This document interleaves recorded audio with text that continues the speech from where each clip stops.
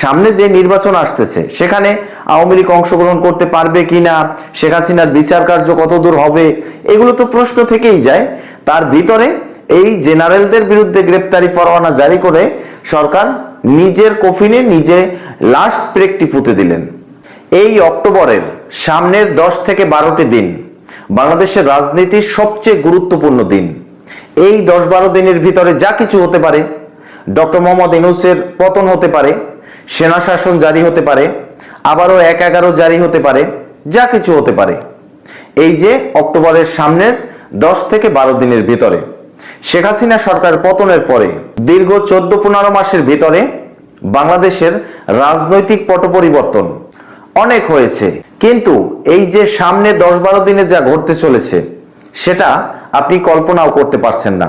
আমি তারিখ বলে দিচ্ছি, আগামী 21 এবং 22 অক্টোবর, এই আজকের দিন থেকে 21 এবং 22 অক্টোবরের ভিতরে বাংলাদেশে এই যে 3টি প্রেক্ষাপট বললাম এর একটা ঘটে যাবে।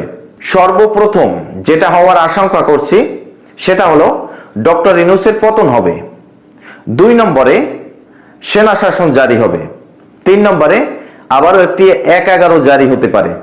এই 3টি বিষয়ের একটি আপনি ধরে নিতে পারেন, হবেই এরকমের প্রেক্ষাপট বাংলাদেশে হয়ে গেছে।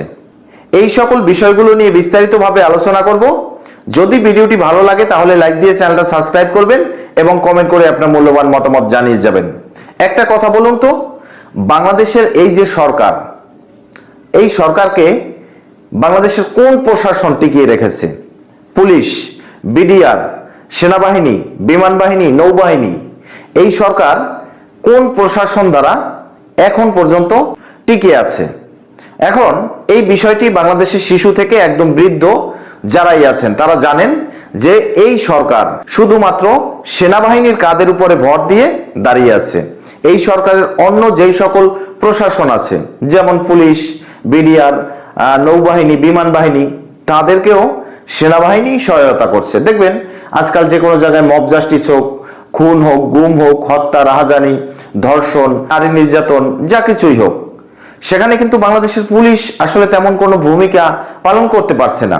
পুলিশের সাথে বাংলাদেশের সেনাবাহিনী সেখানে গিয়ে আসলে প্রশাসনের সকল প্রকারের দায়িত্ব কর্তব্য পালন করেন।